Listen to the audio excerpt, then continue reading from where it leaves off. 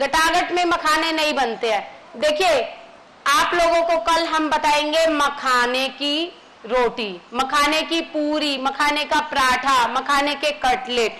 आप क्योंकि कई बार ऐसा होता है कि फलाहारी कोई हमारे यहाँ गेस्ट आने वाले हैं और उनको हमें भोजन कराना है, मगर हम लोग नहीं चाहते कि हम उन्हें रात्रि में कोई अनाज खिलाएं, ठीक है ना। हमारा अनाज खाने का त्याग रहता है, तो हमें कोशिश करना चाहिए हम अनाज को खिलाने से भी बचे। और लेकिन हमको व्यवहारिकता भी निभाना है, ठीक है ना। मेहमान आएंगे तो हमको उनको बनाकर खिलाना भी है। तो आप लोग मखाने की भी पूरी पराठा बना सकते हैं, मखाने की टिक्की भी बन सकती है, मखाने के कटलेट भी बन सकते हैं। फलाहारी पराठा, फलाहारी पूरी कल या परसों हम आपको बता देंगे। कल कहेंगे तो कल, परसों कहेंगे परसों, ठीक है ना। तो वह भी हम आपको बता देंगे। मखाने से हम आपको एक अकेले मखाने से, कई बार होता है कि बहुत सारे त्यागी व्रती ऐसे होते हैं कि वो कोई भी अन्न नहीं ले रहे, ठीक है ना। और हमको यदि भोजन भी उनके लिए मतलब कुछ उनको हमने निमंत्रण किया है, हमको उनका लिए आहार तैयार करना है, तो अकेले मखाने से हम सब कुछ तैयार कर सकते हैं। मखाने से रोटी भी बना सकते हैं, मखाने से सब्जी भी बना सकते हैं, मखाने से रायता भी बना सकते हैं, मखाने से हम टिक्की कटलेट वगैरह भी बना सकते हैं, मखाने की सब्जी भी बना सकते हैं, मखाने की खीर भी बनती है। कभी आप लोगों ने बनाई है मखाने की खीर, मखाने का रायता? नहीं बनाया? मखाने की खीर बनाई ना। तो जिस प्रकार आपने मखाने की खीर के लिए मखाने को सबसे पहले सेक कर करारा कर लेते हैं, तब उसको हम जिस प्रकार अन्य खीर बनाते हैं उसी प्रकार डालकर पकाते हैं, ठीक है ना। इसी प्रकार मखाने के रायते के लिए भी आपने दही को फेंट लिया, ठीक है ना। दही को फेंटने के बाद मखाने को सेक कर उस दही जो आपने बनाया रायते के लिए, दही को फेंट कर, तो उसके अंदर वह मखाने आप डाल दीजिए। आधे घंटे तक उसमें उसको छोड़ दीजिए। अभी कोई मसाला हमें उसमें नहीं डालना है, नमक वगैरह अभी नहीं डालना है। आधे घंटे में वो मखाने जो हमारे दही को पी लेते हैं, ठीक है ना, और बिल्कुल सॉफ्ट हो जाते हैं। उसके बाद हम उसमें भुना जीरा, पुदीना पाउडर, काला नमक, सफेद नमक, जो भी आप, लाल मिर्च, काली मिर्च, जो भी आप पसंद करते हैं वह उसमें मिला सकते हैं। आपका मखाने का रायता तैयार हो जाएगा। ठीक, मखाने की खीर हो गई, मखाने का रायता हो गया, ठीक है। मखाने की चाट भी आप बना सकते हैं। मखाने को आपने कुरकुरा कर लिया, दही में उसको भिगो लिया, गाढ़ी दही में, दही को छलनी से छान लीजिए तो वह गाढ़ी गाढ़ी आती है और इकसार बिल्कुल आ जाती है। और उसके बाद उसको आप प्लेट पर निकाल लेंगे। मीठी सोट, हरी चटनी और जो भी मसाले आप डालकर कर सकते हैं, तो आपके मखाने की चाट भी तैयार हो जाएगी। ठीक है, इतना सभी को समझ में आया? मखाना चाट, जैसे आप दही सोट की पपड़ी वगैरह खाते हैं, ऊपर इमली वाली चटनी डालते हैं ना, तो उसी प्रकार आपको डालना है। हरी चटनी, इमली वाली चटनी, मखाना सेक करी, बिल्कुल मखाना सेक कर दही में भिगोना है पहले आधे घंटे।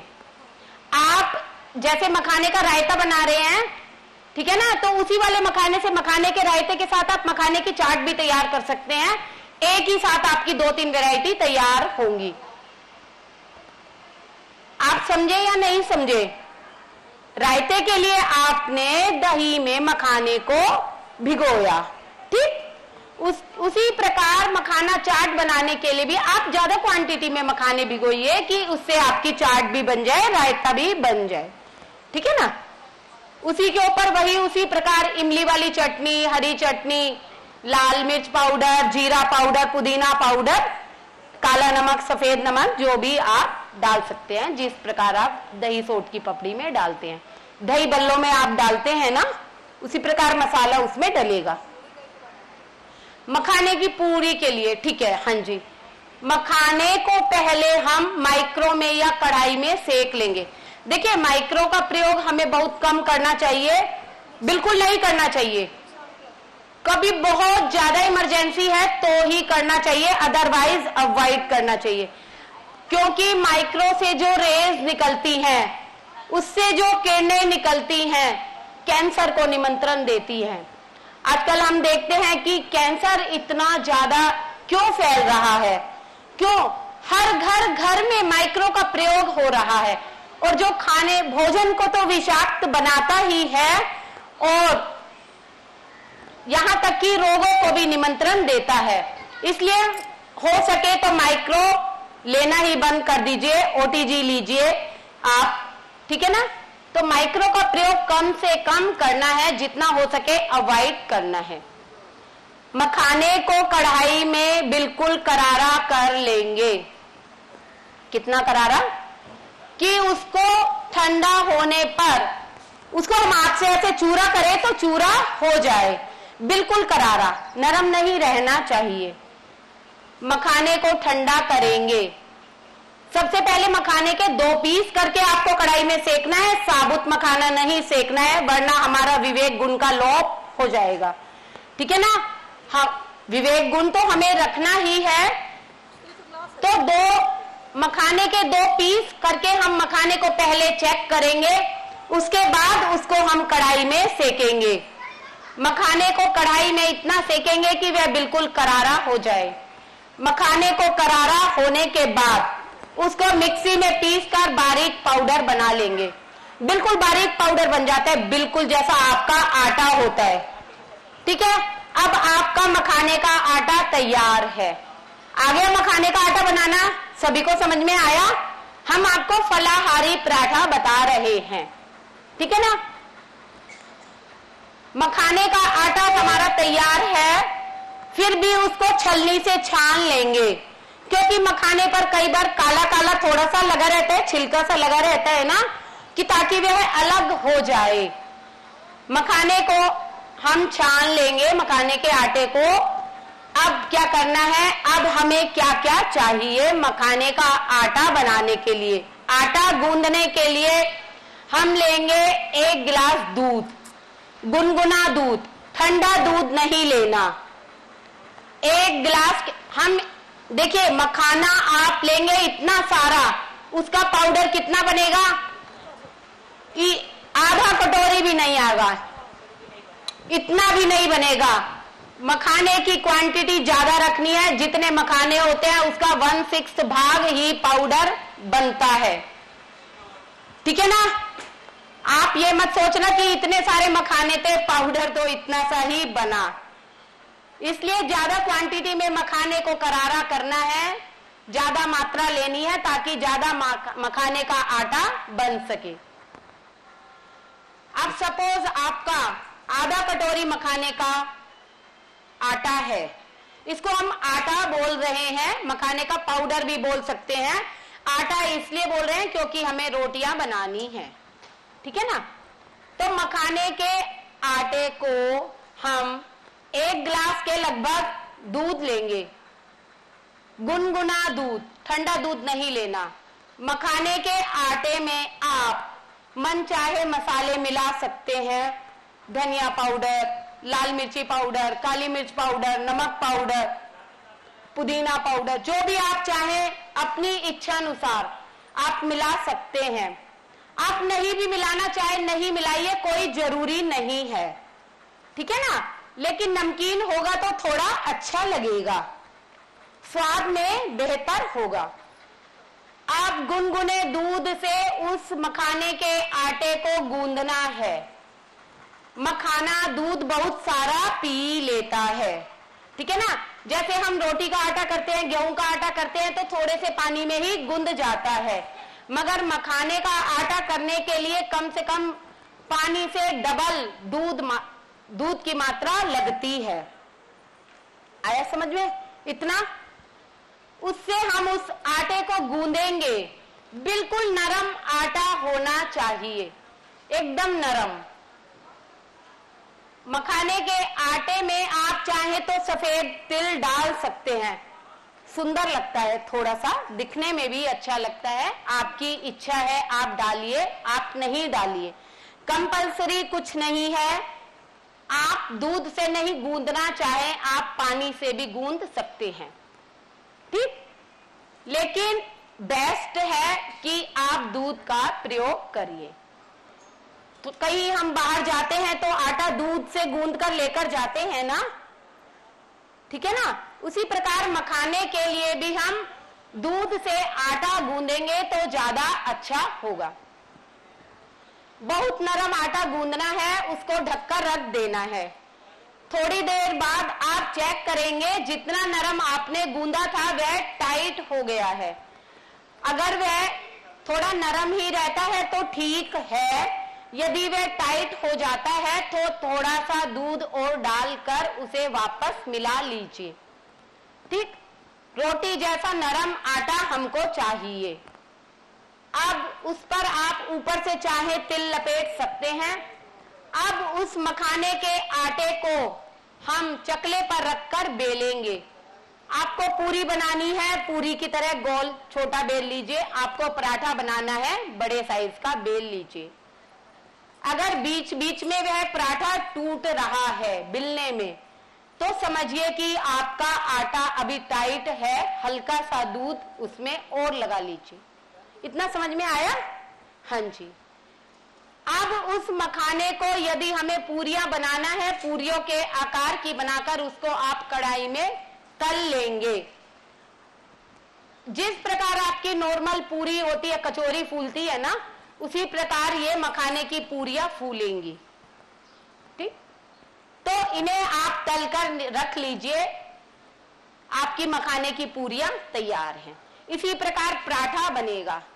अच्छा, आपको मखाने की टिक्की बनानी है, ठीक है ना, फलाहारी टिक्की बनानी है।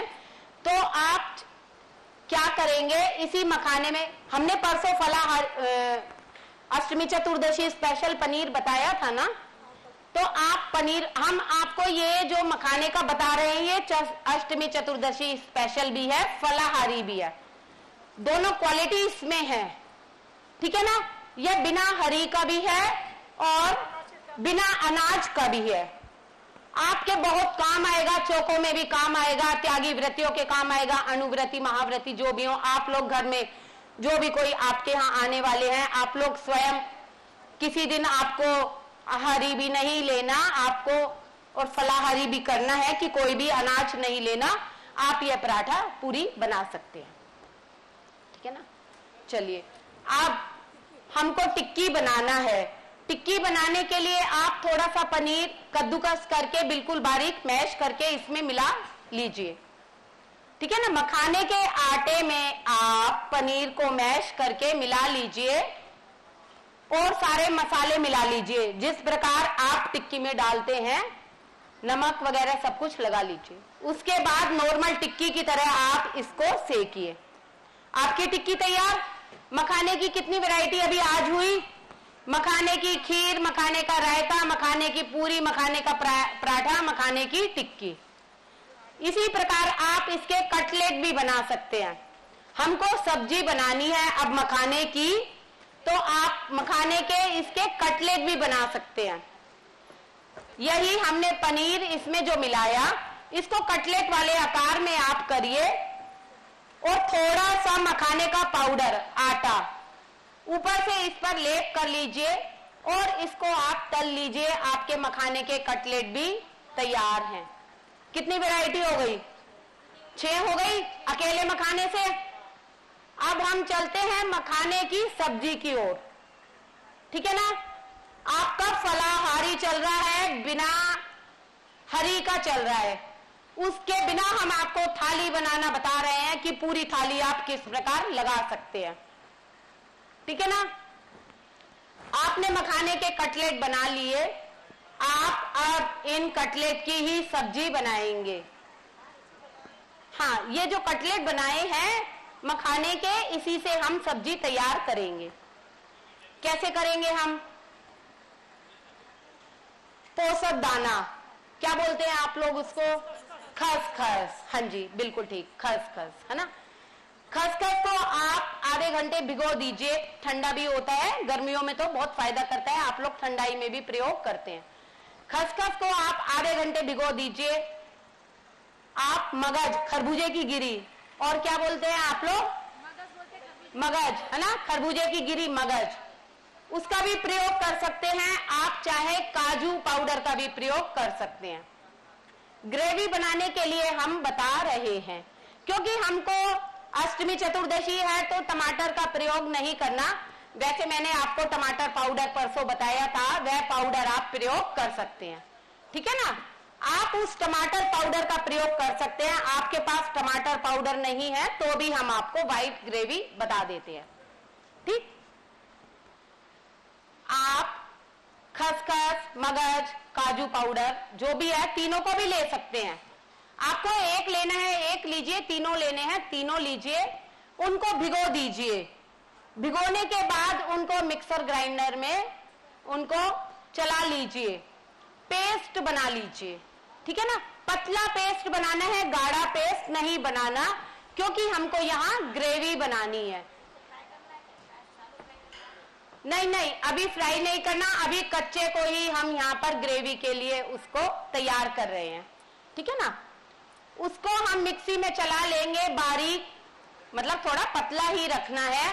उसके बाद आप उसको छान लेंगे सूप वाली छलनी से। आपने जो मिक्सी में पेस्ट तैयार किया उसको हम सूप वाली छलनी से छान लेंगे, ताकि उसमें जो मोटा मोटा थोड़ा सा भी कुछ रह गया है तो वह हट जाए।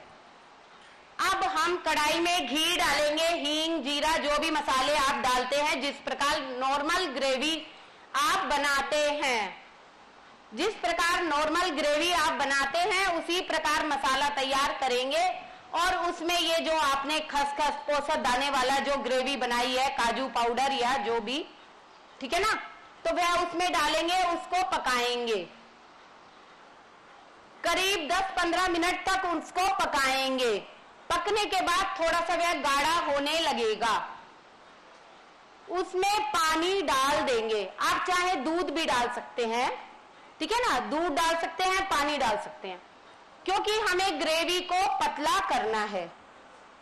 उसके बाद उसको ठंडा, पानी डालने के बाद 5 मिनट कढ़ाई में ही उसको पकाएंगे, उसको ठंडा करेंगे, ठीक है। ठंडा करने के बाद उसको वापस हम मिक्सर ग्राइंडर में चलाएंगे। मिक्सर ग्राइंडर में हम दोबारा क्यों चलाएंगे? क्योंकि हमको बहुत एकदम सॉफ्ट ग्रेवी चाहिए। अभी हमने उसमें मसाले मिलाए हैं, सब कुछ मिलाए हैं, तो वो इतनी सुंदर नहीं दिख रही है। मिक्सी में चलाएंगे तो वो बिल्कुल इकसार हो जाएगी, मसाले और आपका ये जो ग्रेवी है एक में एक हो जाएगी, ठीक है। इतना समझ में आया। और यदि क्योंकि पोषक दाना है, पोषक दाना बाद में जाकर कढ़ाई में आपका वरना गाढ़ा हो जाएगा, इसलिए मिक्सी में चलाना उसको दोबारा जरूरी है।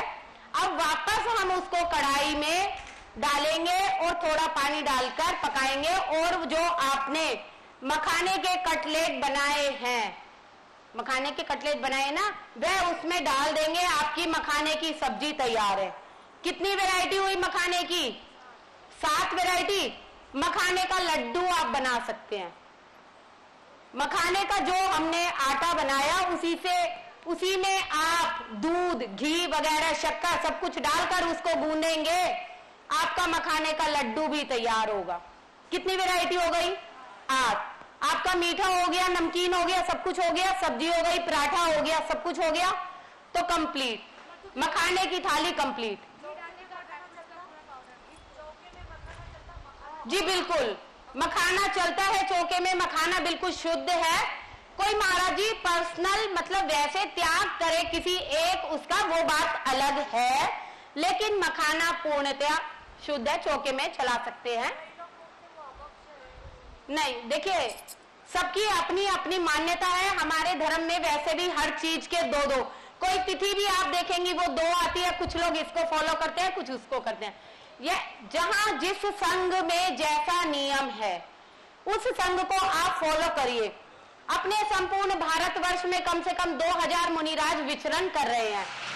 हमें सबको देखकर चलना है, ठीक है ना। हम सभी के हिसाब से बता रहे हैं, किसी संघ के लिए नहीं बता रहे हैं।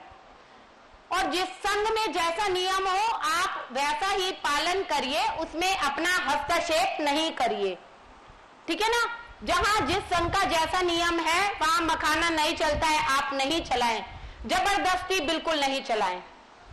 और जहां मखाना चलता है आप चलाइए, कोई दिक्कत नहीं है, वैसे मखाना चलता है। ठीक है ना। हाँ जी, और कुछ?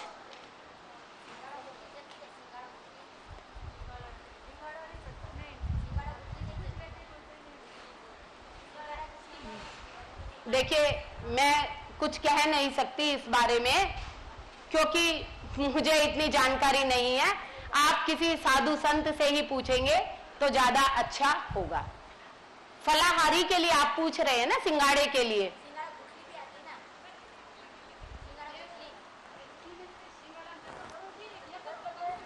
गुठली का प्रयोग तो हमें करना ही नहीं चाहिए। गुठली का प्रयोग तो हमें करना ही नहीं चाहिए, भले वह आम की हो, भले ही वह सिंगाड़े की हो। बाकी आप किसी साधु संत से पता कर लीजिएगा, मुझे इस गुठली के बारे में जानकारी नहीं। मुझे जितना पता है वह मैंने बता दिया कि गुठली का प्रयोग नहीं करना चाहिए। ठीक है ना।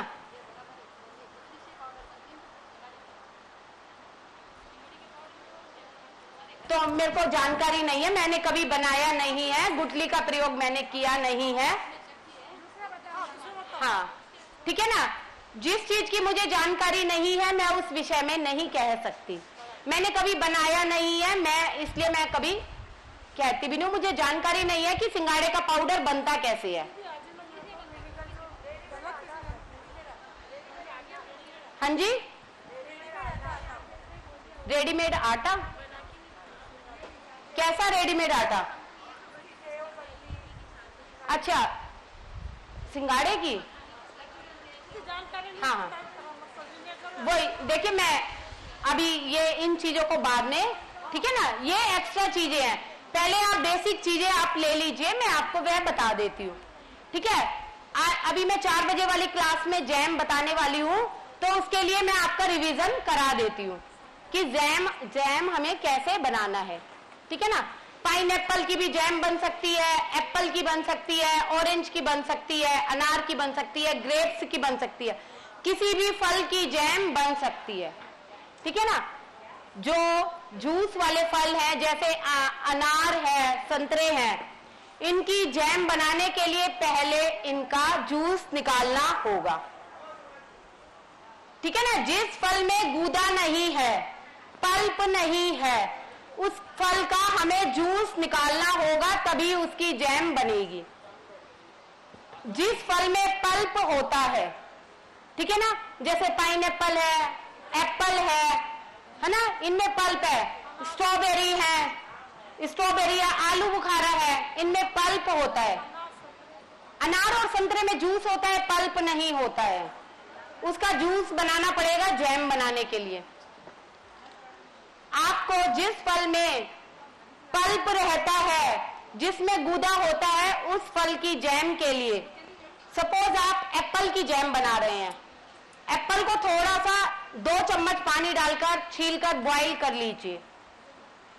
सेब को छिलका उतारकर उसको बॉईल कर लीजिए, 1 सीटी लगाइए, सिर्फ हल्का सा, सिर्फ 1-2 चम्मच पानी डालना है, ज्यादा पानी नहीं डालना है। 1-2 चम्मच पानी हमने उसमें इसलिए डाला ताकि सेब हमारा जले नहीं। ठीक। सेब को हम उबाल लेंगे,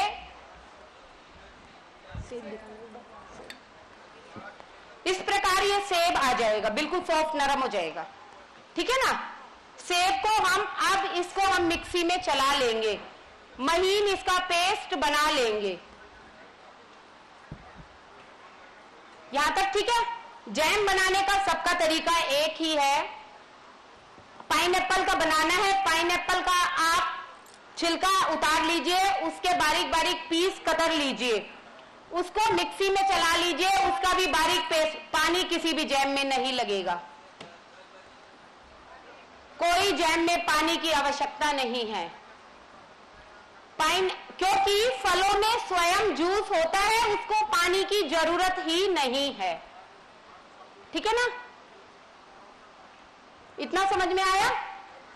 पाइनएप्पल को हम मिक्सी में चला लेंगे, उसको फिर छलनी से छान लेंगे। क्यों छानेंगे? क्योंकि पाइनएप्पल में कुछ कांटे कांटे से रहते हैं, उसको छानना बहुत जरूरी है ताकि वह कांटे अलग हो सके। उसको छान लिया, हो गया। सेब का अलग हमने रख लिया। हम आपको 4 तरह की जैम यहां पर बता रहे हैं, तो चारों के लिए। एक में आपने सेब का, कोई बात, ठीक है, सेब का आपने पल्प निकाल कर लिया, ठीक है। सेकंड आपने पाइनएप्पल का कर लिया। थर्ड आपने अनार का जूस निकाल लिया। चौथा आपने संतरे का जूस निकाल लिया, ठीक है ना। पल्प को हम कढ़ाई में पकाते जाएंगे। कोई घी नहीं डालना, कोई पानी नहीं डालना, कुछ नहीं डालना। आपको मीठे के लिए उसमें जो शक्कर, जो भी आप डालते हैं, गुड़, खारक पाउडर जो डालना है वह डालकर उसको पकाते ही रहिए। गाढ़ा होने तक पकाना है, शुरू में ही डाल देना है। जी हाँ, पाइनएप्पल और सेब के लिए बताया, शुरू में ही डाल देना है, ठीक है। गाढ़ा हो जाएगा, आपकी जैम तैयार हो जाएगी। हम आपको 4 बजे आपको दिखा देंगे कैसे बनेगी। और यदि हमें अनार की या संतरे की जैम बनानी है, जूस की जैम बनानी है, जूस को हम कढ़ाई में पकाएंगे। पकते पकते उसमें व्हाइट व्हाइट बबल्स ऊपर आते हैं, व्हाइट व्हाइट बबल्स आते हैं, झाग व्हाइट आ जाता है, हाँ जी। तो उनको हमें अलग कर देना है, उसको हटा देना है। उसको हम हटा देंगे वरना आपकी जैम कड़वी हो जाएगी, उनको हटाना बहुत जरूरी है। उसको हम हटा देंगे। उसके बाद उसमें शक्कर, गुड़, खांड, खारक जो भी आप डालना चाहे वह डाल सकते हैं और उसको पकाइए, गाढ़ा करिए। आपकी संतरे की, अनार की जो भी जैम आप बना रहे हैं वह जैम तैयार है।